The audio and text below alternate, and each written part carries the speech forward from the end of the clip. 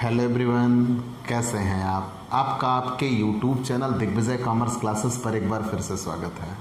हम आपके लिए अपने इस YouTube channel Digvijay commerce classes पर बीकॉम के सिलेबस के कंपलसरी सब्जेक्ट आयकर इनकम टैक्स की पूरी एक सीरीज़ लेके आ रहे हैं, जिसमें आपको एक तरफ से हर एक रूल और उनके प्रैक्टिकल क्वेश्चन क्लियरली एक्सप्लेन किया जाएगा। आप हमसे जुड़कर अपने कॉमर्स की पढ़ाई एक प्रॉपर वे में पूरी कर सकते हैं। जैसी पढ़ाई आप पाना चाहते हैं, यहाँ बिल्कुल वैसी ही पढ़ाई आपको अवेलेबल कराई जाएगी। तो प्यारे दोस्तों, अगर आप अपनी पढ़ाई अपनी शर्तों पर अपने घर बैठे पूरी करना चाहते हैं और आप हमसे नए जुड़ रहे हैं, तो सबसे पहले हमारे इस YouTube channel Digvijay commerce classes को सब्सक्राइब करिए, शेयर करिए, बेल आइकन दबाइए, ताकि आपको हमारे लेटेस्ट वीडियोस के अपडेट मिल सके। आप यहाँ इस यूट्यूब चैनल के ज़रिए कॉमर्स के किसी भी सब्जेक्ट की स्पेशल कोचिंग क्लासेस पा सकते हैं। आप हमसे पेड क्लास ले सकते हैं। पेड क्लास पाने के लिए आप हमारे व्हाट्सएप नंबर 9984358237 पर व्हाट्सएप करिए, मैसेज करिए। आपको पेड क्लास की पूरी जानकारी दे दी जाएगी, जिसमें आप बहुत थोड़े से शुल्क का भुगतान करके हमसे एक रेगुलर क्लास पाते हैं।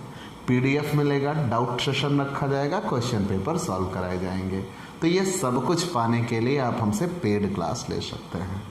प्यारे दोस्तों, हम आपके लिए इनकम टैक्स के फर्स्ट लेसन, जो कि इंट्रोडक्शन में आता है, जिसमें आप आयकर के बारे में जानते हैं, आयकर का इतिहास आपने जाना, आयकर की परिभाषा आपने जाना, आयकर की विशेषता आपने जाना, और फिर हम सीधे बढ़ चले आयकर में महत्वपूर्ण परिभाषाओं की ओर। और महत्वपूर्ण परिभाषा में हम आपको व्यक्ति की परिभाषा पढ़ा चुके हैं, करदाता की परिभाषा पढ़ा चुके हैं, आय की हमने परिभाषा पढ़ा दिया, आकस्मिक आय की परिभाषा पढ़ा दिया। ये सारी बातें आपने जान ली। तो फटाफट आप पीछे की सारी चीज़ें पहले क्लियर रखें। भाई, मैंने बार बार आपसे ये कहा है, मैं आपके लिए उस आखिरी छोर तक साथ दूंगा, लेकिन जो इनकम टैक्स है ना बाबू, वो आपकी तभी मदद करेगा जब आप उसके साथ नियमित बने रहेंगे। इनकम टैक्स रेगुलरिटी मांगती है। अगर आप नियमित हो लिए तो इनकम टैक्स आसानी से आपको आ जाएगा। तो इन्हीं शब्दों के साथ हम आज आयकर की उस परिभाषा को आपको बताने चल रहे हैं, जो हर एक क्वेश्चन में मिलेगा। गत वर्ष और कर निर्धारण वर्ष। तो सबसे पहले हम आज आपको बताने चल रहे हैं कर निर्धारण वर्ष, असेसमेंट ईयर। कर निर्धारण वर्ष, असेसमेंट ईयर, ठीक, असेसमेंट ईयर,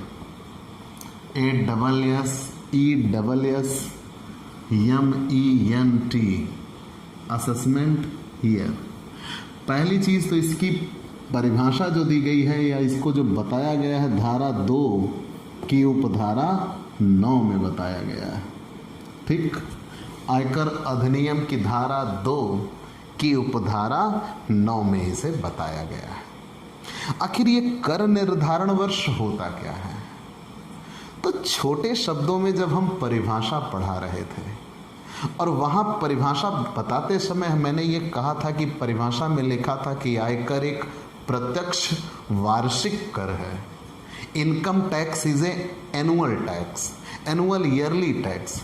तो जहाँ ईयरली की बात की गई है, या डायरेक्ट ईयरली टैक्स, तो जहाँ पे ईयरली की बात की गई है, वहीं पे ये लॉजिक बन गया कि इनकम टैक्स का सीधा संबंध कितने वर्षों से बनता है? 2 वर्षों से बनता है।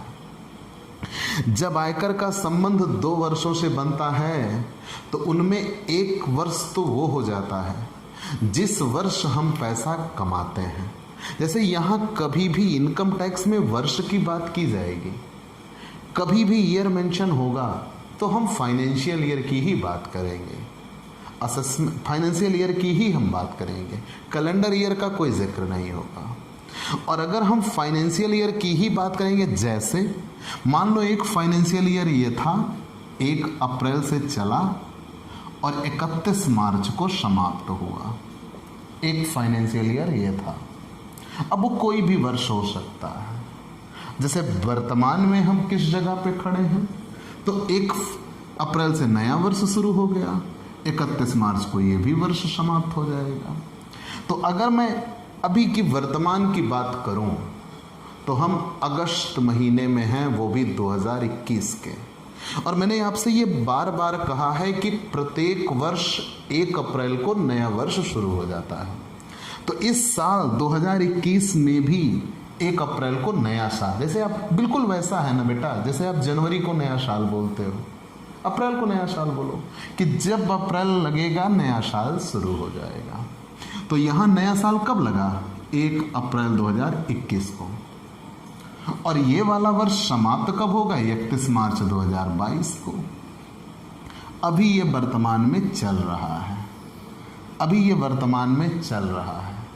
और इसके पहले जो वर्ष बीता है वो कौन सा है? क्योंकि ये 1 अप्रैल 2021 को शुरू हुआ, तो ये 31 मार्च 2021 को समाप्त हुआ होगा और इसकी शुरुआत हुई रही होगी 1 अप्रैल 2020 को। अब मैंने ये चीज़ें लिखा क्यों, अभी आपको पता लग जाएगा। तो मैंने आज की क्लास यहाँ से शुरुआत की कि आज हमें जानना है महत्वपूर्ण परिभाषा के अंतर्गत गत वर्ष और कर निर्धारण वर्ष, असेसमेंट ईयर, प्रीवियस ईयर। तो पहली डेफिनेशन हम लेके आए असेसमेंट ईयर। पहले ये छोड़ दो, पहले ये जानो कि इनकम टैक्स की डेफिनेशन में कहा गया था कि income tax is a direct yearly tax, उसे वार्षिक कर कहा गया था। मतलब एक साल हम पैसा कमाएंगे और जिस साल हम पैसा कमाएंगे उस साल हम कर नहीं देंगे, क्योंकि वो वर्ष बीत जाएगा। और जब वो वर्ष बीत जाएगा, नया वर्ष लग जाएगा, तो उस नए वर्ष में हम कर देंगे। तो मतलब इनकम टैक्स का सीधा संबंध कितने वर्षों से बन जाएगा? 2 वर्षों से बन जाएगा। तो एक तो जो प्रेजेंट में चल रहा होता है वो होता है, और एक जो पास्ट में बीता हुआ होता है वो होता है। तो जब हम परिभाषा पढ़ा रहे थे इनकम टैक्स की, तो मैंने कहा था जो प्रेजेंट में चल रहा है उसे ही असेसमेंट ईयर कहा जाता है, और जो पीछे बीता उसे प्रीवियस ईयर कहा जाता है। लेकिन आप डेफिनीशन कैसे लिखेंगे? तो आइए अब हम डेफिनीशन आपको बताना शुरू करते हैं। ये उन भावनात्मक चीज़ों से आप जुड़ सकें, इसलिए मैंने आपको ये इंडिकेट किया। 2 नंबर की डेफिनीशन थी, मैं डायरेक्ट आपको डेफिनीशन बोल सकता था। क्या? असेसमेंट ईयर, कर निर्धारण वर्ष, आयकर अधिनियम की धारा 2 की उपधारा 9 में मेंशन है, सेक्शन 2 की सबसेक्शन 9 में इसको बताया गया है। कोई डेफिनेशन नहीं है, लेकिन हम देंगे कैसे? नाम पे आ जाओ भाई, उसी से डेफिनेशन बना देते हैं। कर निर्धारण वर्ष से आशय, कर निर्धारण वर्ष से आशय, मीनिंग ऑफ असेसमेंट ईयर 12 माह की उस हिसाबी अवधि से है जो प्रत्येक वर्ष 1 अप्रैल से शुरू होकर 31 मार्च को समाप्त होती है। आज ये गत वर्ष हो गई है, लेकिन पिछले साल यही कर निर्धारण वर्ष था। इस साल कमाया तो इस साल कर दिया, इस साल कमाएंगे तो अगला साल जो आएगा उस पर कर देंगे। मतलब जो आज प्रेजेंट में चल रहा है तो वो असेसमेंट ईयर है, क्योंकि जो टैक्स असेस होगा वो कब होगा? प्रेजेंट में होगा। तो वर्तमान में जो वित्तीय वर्ष चल रहा होता है वही कर निर्धारण वर्ष होता है। डेफिनेशन हम कैसे देंगे? मैंने आपसे, और नाम इसका क्यों प्रेजेंट ईयर क्यों नहीं कह देते, प्रेजेंट फाइनेंशियल ईयर क्यों नहीं कह देते?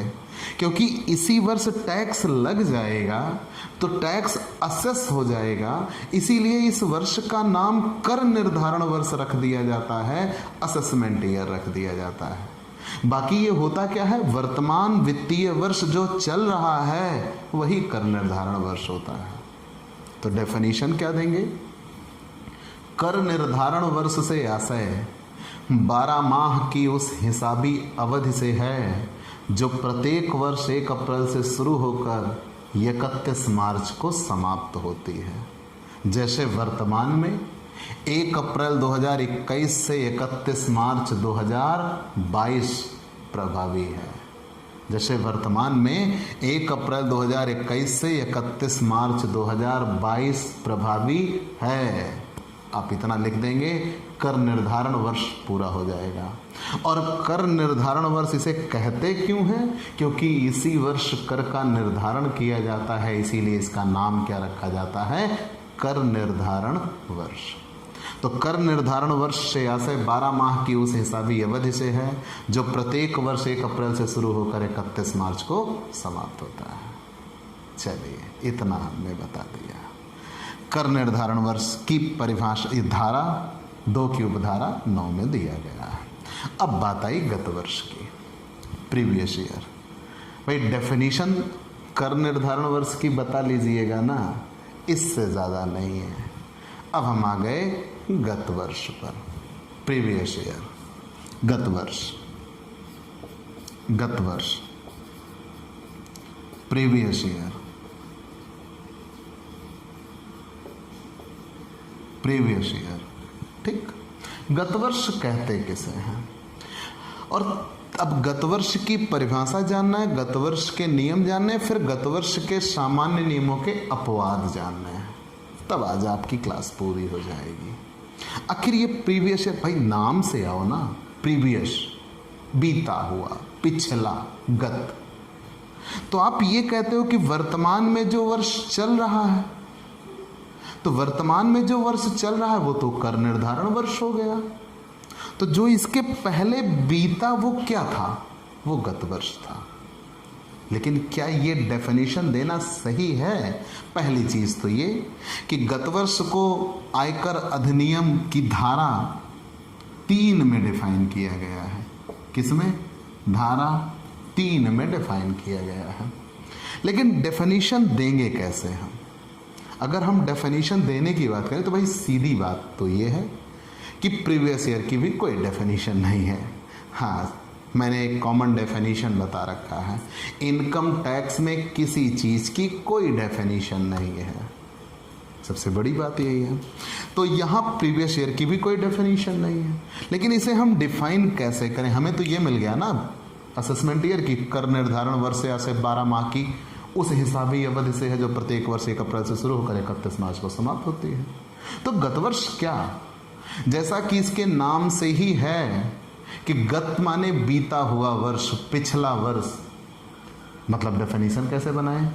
वो वित्तीय वर्ष जो कर निर्धारण वर्ष के ठीक पहले 31 मार्च को समाप्त हुआ हो, and financial year which is ended just before 31st March of assessment year। जो कर निर्धारण वर्ष के ठीक पहले 31 मार्च को समाप्त हुआ हो, उस वित्तीय वर्ष को ही क्या कहते हैं? गत वर्ष कहते हैं। क्योंकि कर निर्धारण वर्ष कब से लग जाएगा? 1 अप्रैल से लग जाएगा। जो वर्तमान होगा वो हमेशा कर निर्धारण वर्ष होगा। आप अपने दिमाग में बिठा लो।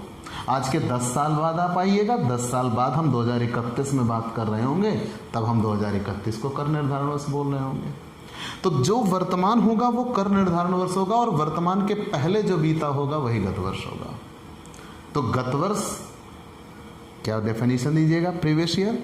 तो गत वर्ष से आशय उस वित्तीय वर्ष से है जो कर निर्धारण वर्ष के ठीक पहले 31 मार्च को समाप्त हुआ हो। जो कर निर्धारण वर्ष के ठीक पहले, कर निर्धारण वर्ष के ठीक पहले 31 मार्च को समाप्त हुआ हो, वही गत वर्ष होता है। लेकिन दूसरे शब्दों में डेफिनेशन क्या दी जा सकती है? जिस वर्ष आय कमाई या प्राप्त की जाती है वही वर्ष हमारा गत वर्ष कहलाता है। क्योंकि हमने पैसा इस साल कमाया था, इस साल हम टैक्स नहीं देंगे, हम इस साल टैक्स देंगे। तो जब हम इस साल टैक्स दे रहे होंगे तो जिस वर्ष की इनकम पे टैक्स दे रहे होंगे वही वर्ष हमारे लिए क्या कहलाएगा, गत वर्ष कहलाएगा, प्रीवियस ईयर कहलाएगा। तो दो डेफिनेशन बनी। गत वर्ष आशय उस वित्तीय वर्ष है जो कर निर्धारण वर्ष के ठीक पूर्व 31 मार्च को समाप्त हुआ हो, या हम दूसरे शब्दों में कह सकते हैं कि जिस वर्ष आय कमाई या प्राप्त की जाती है उसे ही गत वर्ष कहते हैं। और गत वर्ष को आयकर अधिनियम की धारा 3 में बताया गया है। गत माने होता ही है पिछला, वित्तीय, बीता हुआ, मतलब जो वर्तमान कर निर्धारण वर्ष के पहले बीता हुआ वर्ष है वही गत वर्ष होगा। तो वर्तमान में कौन सा वर्ष गत वर्ष है? 1 अप्रैल 2021 से 31 मार्च 2022 तो अभी चल रहा है। इसके पहले जो बीता 1 अप्रैल 2020 से 31 मार्च 2021, ये प्रीवियस ईयर। तो ये प्रीवियस ईयर और ये असेसमेंट ईयर। तो दोनों की डेफिनेशन जान लीजिए। कर निर्धारण वर्ष से आशय 12 माह की उस हिसाबी अवधि से है जो प्रत्येक वर्ष 1 अप्रैल से शुरू होकर 31 मार्च को समाप्त होती है। और गत वर्ष से आशय उस वित्तीय वर्ष से है जो कर निर्धारण वर्ष के ठीक पूर्व 31 मार्च को समाप्त हुआ हो, या जिस वर्ष आय कमाई या प्राप्त की जाती है उसे गत वर्ष कहता है। लेकिन यहाँ कुछ रूल हैं। रूल ये है, सिंपल सा रूल ये है कि प्रीवियस ईयर की इनकम पे असेसमेंट ईयर में टैक्स लगता है। लेकिन कुछ बातें आपको जाननी होगी। प्रीवियस ईयर क्या होगा, what is previous year, what is previous year, इससे रिलेटेड कुछ चीज़ें बताई जाती हैं। जैसे पहली चीज़ तो ये कि जस्ट बिफोर फाइनेंशियल ईयर, कर निर्धारण वर्ष के ठीक पहला या ठीक पहले बीता हुआ जो वित्तीय वर्ष है वही गत वर्ष होगा। आज हम अगर 2021-22 में हैं तो इसके पहले हजारों वर्ष बीत चुके हैं, हम उसकी बात ना करेंगे।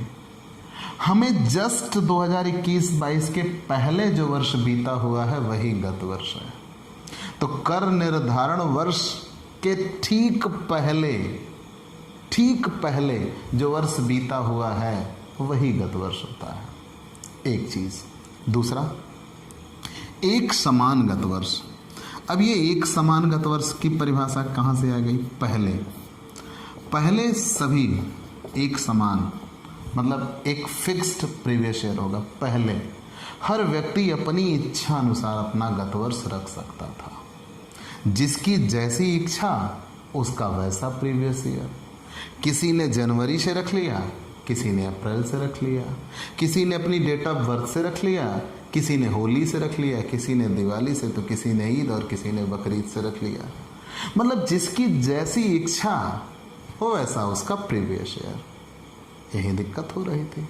तो इनकम टैक्स वालों ने कहा भाई हमें दिक्कत होती है, सबके लिए नया नया वर्ष आ जाता है तो उन्हें दिक्कत होने लगी। तो उन्होंने कहा आप रखो, आपकी मर्जी है, हम नहीं मना कर रहे, आप रख सकते हो, लेकिन हम जो कहते हैं आप वैसा एक वर्ष हमारे लिए भी रखो। जैसे मैंने अगर दीपावली को प्रेफर किया तो मैं दिवाली के आधार पे गत वर्ष रख दूंगा। और इनकम टैक्स वाले कहते हैं कि मेरे लिए आपको गत वर्ष रखना होगा अप्रैल से मार्च। तो भैया हम कितनी बार कैलकुलेशन कर बैठेंगे? 2 बार। फालतू है का? नहीं ना। तो 2 बार हम क्या वर्ष रखेंगे? तो सब लोगों ने क्या काम करना शुरू किया? अप्रैल से मार्च रखना शुरू किया। तो अब आप चाहो तो आपकी इच्छा है, आप अलग गत वर्ष रख सकते हो, कोई रोक टोक नहीं है।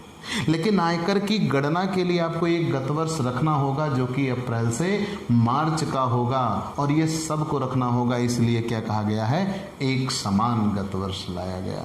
और ये 1987 की बात कही गई, लेकिन लागू हो पाया है 1991 से, जानते रहिए।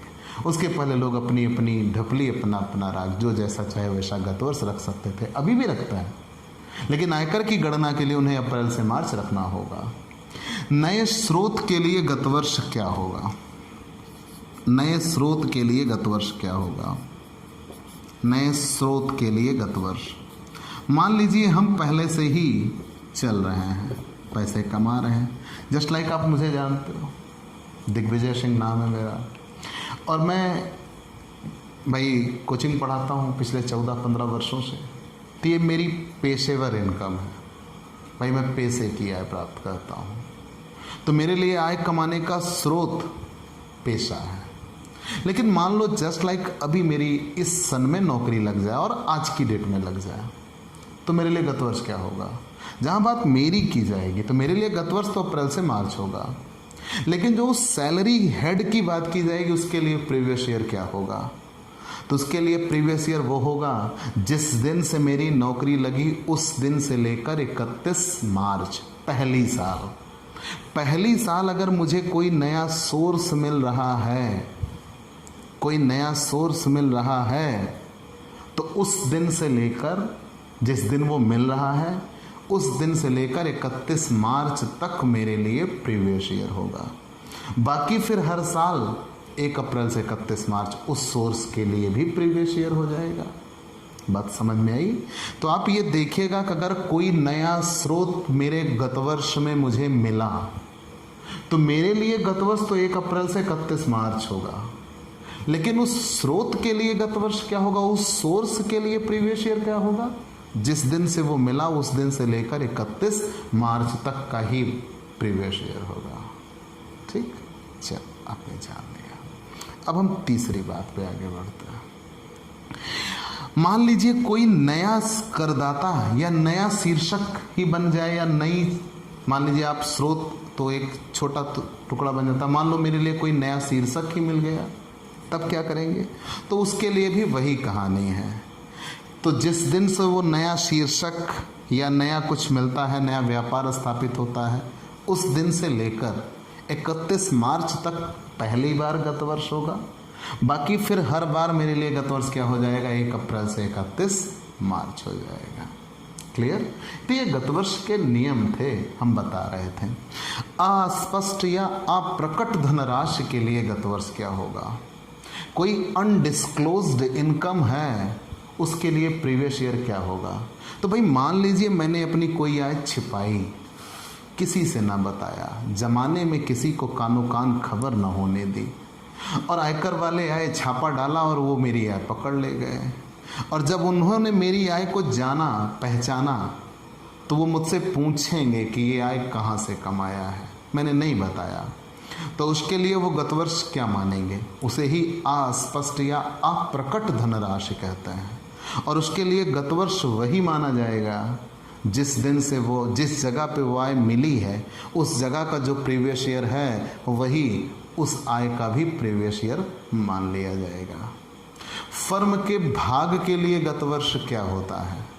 तो भाई देखिए, जैसे हम किसी फर्म में पैसा लगाए हुए हैं, फर्म से आय होती है हमें, तो हमारे लिए गत वर्ष क्या होगा? फर्म में डेली इनकम नहीं देती, फर्म एक क्राइटेरिया बनाएगी, महीने 2 महीने या साल 2 साल, साल भर का, उसके बाद ही वो पेमेंट करेगी। तो हमारे लिए गत वर्ष क्या होगा? तो हमारे लिए गत वर्ष वो साल भर में एक बार पेमेंट होती है, वो नहीं होगा। हमारे लिए गत वर्ष वही होगा जो फर्म का गत वर्ष होगा। तो अगर फर्म के लाभ के भाग के लिए गत वर्ष बनता है तो हमारे लिए गत वर्ष वही होगा जो फर्म का गत वर्ष होगा। क्लियर? तो अब आपको जानने हैं गत वर्ष के सामान्य नियम, ये आपने जान लिए। गत वर्ष के सामान्य नियमों के अपवाद, गत वर्ष के सामान्य नियमों के अपवाद, exception of previous year.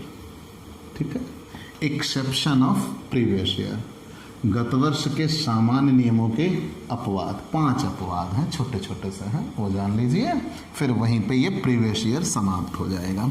Most important है, पहली चीज़ तो 2-2 नंबर के जो क्वेश्चन आते हैं उसके लिए तो ये बड़ा ही इम्पोर्टेंट है।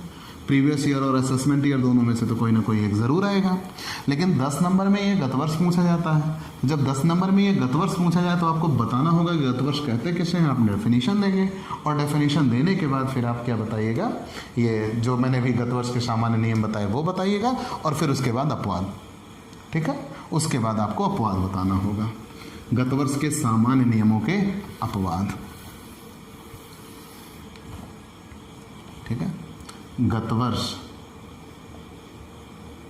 के सामान्य नियमों के अपवाद, सामान्य नियमों के अपवाद, सामान्य नियमों के अपवाद।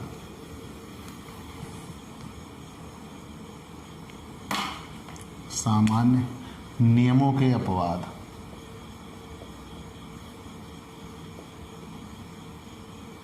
ठीक, एक्सेप्शन और प्रीवियस ईयर। भाई अपवाद किस चीज़ का? कोई आप एक रूल बनाते हो और जब वो रूल लागू ना हो तो उसे यही अपवाद कहता है। मैंने क्या कहा? अपवाद किस चीज़ का? कोई एक रूल आपने बनाया और वो रूल लागू ना हो उसे ही अपवाद कहते हैं। तो गत वर्ष का रूल क्या है? बहुत छोटा सा प्यारा सा रूल है। हम जिस वर्ष आय कमाते हैं, गत वर्ष की बात क्या थी कि जिस वर्ष आय कमाते हैं उसके अगले वर्ष में कर देते हैं। तो जिस वर्ष आय कमाई या प्राप्त की जाती है उसे ही गत वर्ष कहते हैं, और जिस वर्ष हम आय कमाते या प्राप्त करते हैं उस साल हम कर नहीं देते, उस पर अगले साल में कर देते हैं। तो गत वर्ष का सिर्फ यही इतना रूल है कि जो भी हमारी आय होती है, हम जितना कमाते हैं उस पर हम अगले वर्ष में कर देते हैं। यही सिंपल सा रूल है कि जब हम गत वर्ष में पैसा कमाते हैं तो उस वर्ष टैक्स ना देकर अगले वर्ष में टैक्स देते हैं।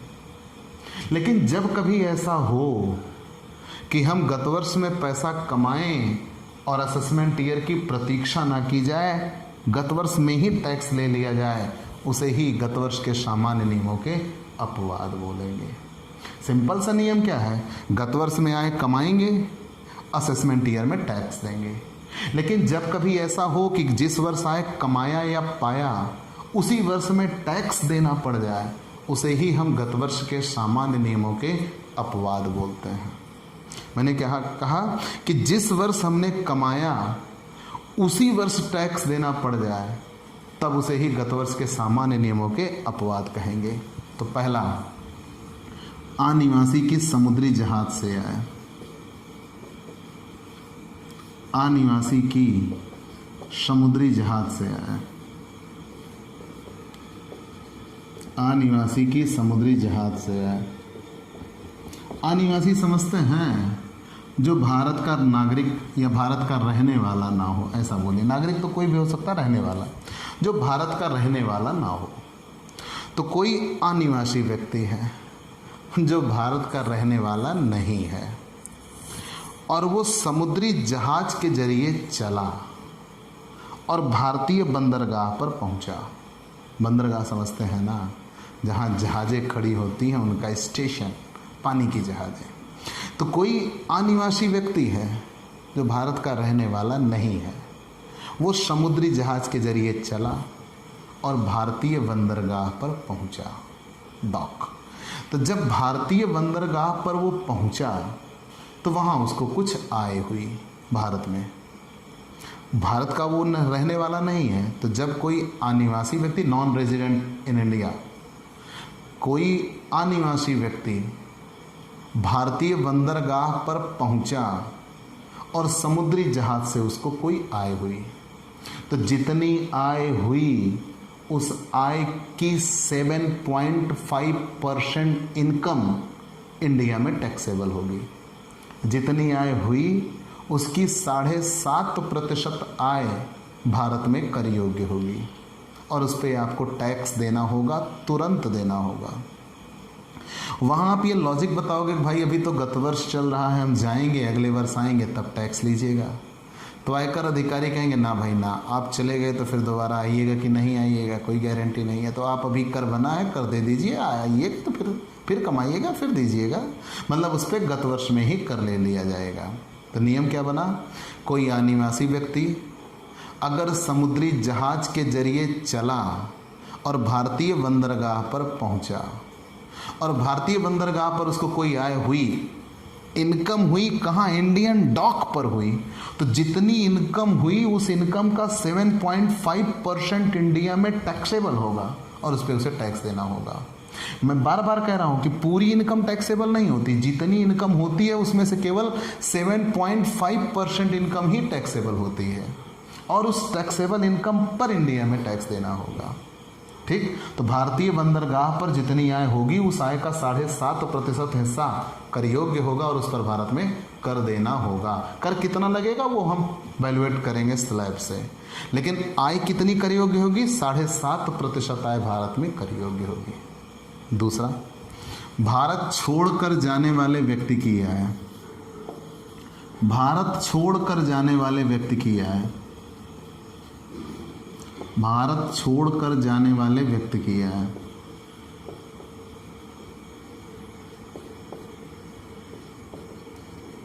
एक व्यक्ति हैं भारत में, उनका नाम है अक्षय कुमार। नाम सुना है क्या? जानते तो होंगे। अक्षय कुमार भारत के हैं ना? जी नहीं, कनाडा के हैं। इनके पास कनाडा की नागरिकता है, ये भारत के सिटीजन नहीं है। इन्होंने कनाडा की नागरिकता ले रखी है। हाँ, आपके लिए एक नई बात थी, बता दे रहा हूँ। तो ये कनाडा के नागरिक हैं, कनेडियन हैं, इनके पास कनाडा का पासपोर्ट है, ठीक है। अब चलो वो तो ठीक हुआ, लेकिन मान लीजिए कोई ऐसा व्यक्ति है जो भारत से जा रहा है और आयकर अधिकारी ये सोच रख रहे हैं कि अब ये भारत से जा रहा है, अब ये भारत वापस लौटकर नहीं आएगा, तो उससे उस दिन तक, जिस दिन वो जा रहा है, उसके पास जितनी आय होगी उस पर उससे टैक्स मांगा जा सकता है, टैक्स ले लिया जाएगा। और वो बंदा बेशक ये तर्क देगा कि भाई अभी तो प्रीवियस ईयर चल रहा है, हम लौट के आएंगे, अगले साल आएंगे तो कर लीजिएगा।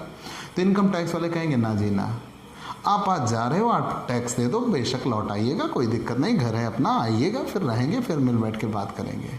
ठीक, मतलब अगर आयकर अधिकारी किसी व्यक्ति के बारे में ये सोच रखते हैं कि अब वो जा रहा है, वो यहाँ से लौट के नहीं आएगा, तो वहाँ भारत से जाने के पहले उसकी जितनी आय है उस पर उससे टैक्स ले लिया जाएगा और गत वर्ष में ही लिया जाएगा। आखिर ये सोच बनी कैसे? भाई मैंने इसीलिए अक्षय कुमार का उदाहरण दिया। अब ये भारत के नागरिक नहीं हैं, जब आप यहाँ के नागरिक नहीं हो तो यहाँ से आपका कोई काम नहीं है, तब आप यहाँ लौट के नहीं आओगे। ये सोच बनती है, तो जिस दिन ये सोच बन गई आपसे टैक्स ले लिया जाएगा। दूसरी बात, ऐसे ही किसी व्यक्ति के साथ अगर वो अपनी जगह ज़मीन बेचना शुरू करता है तो लोग ये सोच बैठते हैं अरे सब कुछ बेचता भी जाए, तब उस जगह पे ये सोच बनती है और भारत से जाने के पहले आपकी जितनी भी आय होती है उस पर आपसे कर ले लिया जाएगा। ठीक, दो चीज़ें हो गई। तीसरा, अगर हम किसी कर वंचना के उद्देश्य से संपत्ति का हस्तांतरण, कर वंचना के उद्देश्य से संपत्ति का हस्तांतरण, कर वंचना के उद्देश्य से संपत्ति का हस्तांतरण। पहले क्या होता था, जैसे मान लीजिए मेरे पास कोई आय है, ठीक, और मुझे उस पर कर देना है, और अब मेरे पास कोई मान लीजिए असेट्स है, अगर वो मेरे पास रही तो उस पर भी मुझे टैक्स देना पड़ जाएगा। तो मेरे जान पहचान का कोई व्यक्ति है जिसकी आय कर मुक्त सीमा से कम है, तो मैंने अपनी वो संपत्ति उस व्यक्ति के नाम कर दिया। बेसिकली ऐसा प्रतिभूतियों में होता है, तो मैंने अपनी वो सिक्योरिटी उस दूसरे व्यक्ति के नाम पर कर दी। अब उस सिक्योरिटी का इंटरेस्ट उस अगले व्यक्ति को मिलेगा जिसके पास कोई आय नहीं है, और अगर उसको उस पर इंटरेस्ट मिला, उसको इनकम हुई, तो वो एग्जेम्पशन लिमिट के नीचे ही रहेगी, इसलिए उसे टैक्स नहीं देना। और अगर वही इनकम मेरे पास रही होती तो मुझे 30% टैक्स देना पड़ जाता, तो मैंने अपनी आय बचा ली। अब लेकिन मेरे पास तो इनकम रही नहीं, तो जब वो टैक्स की डेट निकल जाएगी तो व्यक्ति फिर से वो असेट्स मेरे नाम कर दे। तो पहले लोग ऐसा कर लेते थे और कर की चोरी के उद्देश्य से ऐसा किया जाता था कि मुझे टैक्स ना देना पड़े। तो जब इसे बॉन्ड वॉशिंग ट्रांजैक्शन कहते हैं, दिखावटी लेन देन, कि मतलब ये ऑन पेपर होते हैं, हकीकत में ये लेन देन नहीं होते। मतलब कि टैक्स ना देना पड़े, इसलिए जो बड़ी आय वाले व्यक्ति होते हैं अपनी आय को किसी छोटी आय वाले व्यक्ति के लिए ट्रांसफ़र कर देते हैं, बेच देते हैं, और जब टैक्स वाली डेट निकल जाती है तो फिर से आप अपनी उस संपत्ति के मालिक बन जाते हैं। तो आपको कर नहीं देना पड़ता था या बहुत कम देना पड़ता था। अब इनकम टैक्स वालों ने कहा भैया आपने अपनी संपत्ति कोई बेची तो उस पर जितना टैक्स बन रहा है पहले टैक्स दे दो, फिर बेच दो, मुझे इससे कोई मतलब नहीं। कि आप कर बचाना चाह रहे हो या कर नहीं बचाना चाह रहे हो, सही में बेच रहे हो, गलत तरीके से बेच रहे हो, मुझे इससे कोई मतलब नहीं है। आप अपनी संपत्ति किसी दूसरे व्यक्ति को बेच रहे हो तो उस दिन तक उस पर जितना टैक्स बनता है पहले आप टैक्स दे दो, फिर आप अपनी संपत्ति किसी अन्य व्यक्ति को बेच सकते हो। क्लियर? 3 बातें हो गई। व्यापार अथवा पेशे के बंद होने पर, व्यापार अथवा पेशे के बंद होने पर मान लीजिए व्यापार अथवा पेशा के बंद होने पर पहली चीज़ तो यह है कि व्यापार आपने किया था तो व्यापार का उसके मालिक से पृथक अस्तित्व होता है। व्यापार का उसके मालिक से पृथक अस्तित्व होता है, सेपरेट एंटिटी। व्यापार मालिक से और मालिक व्यापार से अलग होता है। व्यापार के लिए आप अलग से करदाता हो और खुद के लिए आप अलग से करदाता हो। तो अगर आपका व्यापार बंद हो गया तो फिर जब आपसे टैक्स मांगने आए तो आप कहोगे भैया ये तो बिजनेस जाने, बिजनेस से टैक्स वसूलिए, और बिजनेस तो बंद हो चुका है, वो किससे टैक्स वसूलेंगे। तो चूंकि जो बिजनेस बंद हो, इसीलिए दुकानदार देखिए कभी भी दुकान जब वो बंद करता है शाम में तो वो ये नहीं कहता दुकान बंद करने जा रहा हूँ, वो ये कहता दुकान बढ़ाने जा रहा हूँ। सब दरवाज़ा बंद करके कौन सी दुकान बढ़ाते हो भाई, वो ये कहता दुकान बढ़ाने जा रहा हूँ। मतलब ये कि अगले दिन फिर खुलेगी। दुकान बंद होना मतलब परमानेंट बंद हो जाना कि फिर अब ये दुकान नहीं खुलेगी, उसे कहते हैं दुकान बंद होना। ठीक, तो यहाँ ये बात लॉजिक निकल के आती है। अगर किसी व्यक्ति की कोई दुकान बंद हो रही है मतलब अब उसका व्यापार बंद हो रहा है, अब फिर से वो दुकान कभी नहीं खुलेगी, तब उस दिन तक उस पर जितना कर बना है पहले वो कर दे दे, फिर अपनी दुकान को वो लीगली बंद कर सकता है, नहीं तो वो अपने व्यापार को नहीं बंद कर सकता। तो अगर किसी व्यक्ति की कोई व्यापार या पैसे किया है और उस पर उसके कर बनता है तो पहले वो कर दे देगा, फिर वो अपने व्यापार अथवा पैसे को बंद कर सकता है, उसके पहले नहीं। अगर व्यक्तियों के संघ या व्यक्तियों के समूह का विघटन हो रहा हो तब AOP एंड BOI, व्यक्तियों के संघ या व्यक्तियों के समूह के विघटन होने पर, डिसोल्यूशन, विघटन होने पर, मान लीजिए हम किसी कार्य विशेष के लिए एक संघ बनाए थे। व्यक्तियों का संघ जो होता है ये रजिस्टर्ड होता है और ये व्यक्तियों का समूह जो होता है वो कोई भी व्यक्ति मिलकर आपस में किसी काम के लिए इकट्ठा हो सकते हैं और समूह बना सकते हैं। तो चाहे समूह रहा हो या संघ, और हम किसी काम के लिए इकट्ठा हुए थे, अब वो काम पूरा हो गया, तो काम जब पूरा हो गया तो ऑटोमेटिकली उसका क्या हो जाएगा, डिसोल्यूशन हो जाएगा। तो डिसोल्यूशन होने के पहले अगर उस पर कोई टैक्स बना है तो पहले टैक्स दे दीजिए, फिर डिसोल्यूशन कर लीजिए। और अगर नहीं किया तो मान लो हम 4 लोग थे और मैं कहूँगा अरे यार वो तो अखंड ले गया पैसा, अखंड से टैक्स वसूल गया। अखंड के पास पहुँच गए, अरे यार वो तो उमेंद्र पैसा ले गया, उमेंद्र से टैक्स वसूल गया। उमेंद्र के पास पहुँच गया, अरे यार वो तो कल्पना ले गई। मतलब ऐसा किया जाए तो उस जगह पे क्या लॉजिक निकल के आता है, तो लॉजिक ये निकल के आता है कि अगर व्यक्तियों का संघ या व्यक्तियों का समूह है, association of person and body of individual, और उसके लिए हमारे पास कोई इनकम बनती है तो पहले उसे टैक्स ले लिया जाए, तब उसको डिसोल्यूशन किया जाए, तब उसका डिसोल्यूशन होगा, अन्यथा उसका विघटन नहीं किया जाएगा। ठीक, अब आपको व्यक्ति की परिभाषा भी जान लेना चाहिए। हाल फिलहाल मैंने व्यक्ति की परिभाषा कई बार बताया है। तो व्यक्ति की परिभाषा पर्सन, व्यक्ति, पर्सन, धारा 2 की उपधारा 31 में है। आयकर अधिनियम 2 की धारा 31, धारा 2 की उपधारा 31 में बताया गया है। तो यही बातें कही गई हैं, व्यक्ति में निम्नलिखित सम्मिलित हैं। व्यक्ति, पर्सन में निम्नलिखित सम्मिलित हैं। एक व्यक्ति, एन इंडिविजुअल।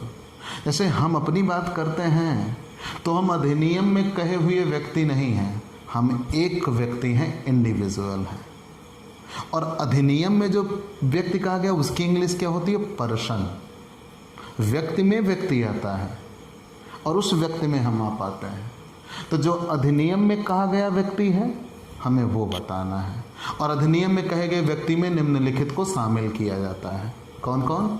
एक व्यक्ति, एक हिंदू अविभाजित परिवार, ऐसा कोई हिंदू परिवार जो बटा ना हो।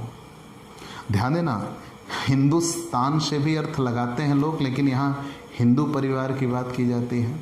तो ऐसा कोई हिंदू परिवार जो बटा ना हो और जिसमें जन्म लेने के साथ आप उस परिवार की सदस्यता पा जाते हो, या शादी करके जो महिलाएं आती हैं वो उस परिवार की सदस्य होती हैं, और अगर मृत्यु होती है या आप परिवार से अलग होने का निर्णय लेते हैं तब आप उस परिवार की सदस्यता खो देते हैं। उसे हिंदू अविभाजित परिवार कहा जाता है।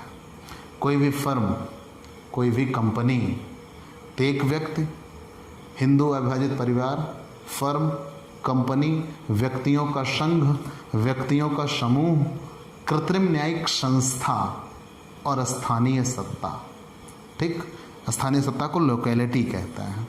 आर्टिफिशियल जुडिशरी पर्सन, कृत्रिम न्यायिक संस्था, तो ये 8 होते हैं। एक व्यक्ति, फर्म, हिंदू अविभाजित परिवार, company, association of person, body of individual and artificial judiciary person and locality, और यही 8 कर देते हैं।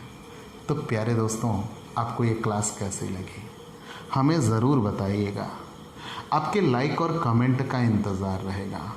आप हमसे पेड क्लास ले सकते हैं। पेड क्लास पाने के लिए हमारे व्हाट्सएप नंबर पर व्हाट्सएप करिए, मैसेज करिए, आपको पेड क्लास की पूरी जानकारी दे दी जाएगी, जिसमें आप बहुत थोड़े से शुल्क का भुगतान करके हमसे एक रेगुलर क्लास पाते हैं। PDF मिलेगा, डाउट सेशन रखा जाएगा, क्वेश्चन पेपर सॉल्व कराए जाएंगे। तो ये सब कुछ पाने के लिए आप हमसे पेड क्लास ले सकते हैं।